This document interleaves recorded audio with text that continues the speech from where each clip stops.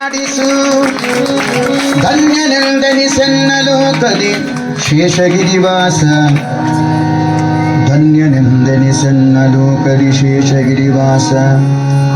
ಯಾವುದೋ ಒಂದು ವಿಭೂತಿ ರೂಪ ಅವರಲ್ಲಿದೆ.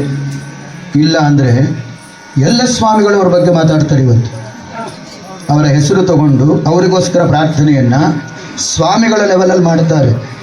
ಇದು ವಿಶೇಷ. ಈ ಎಲ್ಲ ದೇವರ ಫೋಟೋಗಳ ಜೊತೆ ಅವ್ರ ಫೋಟೋ ಇದೆ ಅಂದರೆ ಆ ಮನುಷ್ಯ ಎಷ್ಟು ಪುಣ್ಯ ಮಾಡಿರಬೇಕು. ವಿಶೇಷ.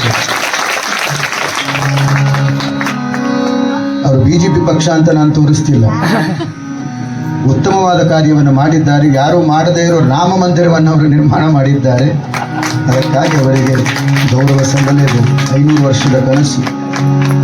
75 ವರ್ಷದಿಂದ ಯಾರೂ ಹೋಗಿ ಅಟ್ಯಾಕ್ ಮಾಡಬೇಕು ಅನ್ನೋ ಮನಸ್ಸು ಕೂಡ ಮಾಡಿರಲಿಲ್ಲ ಯಾರೂ.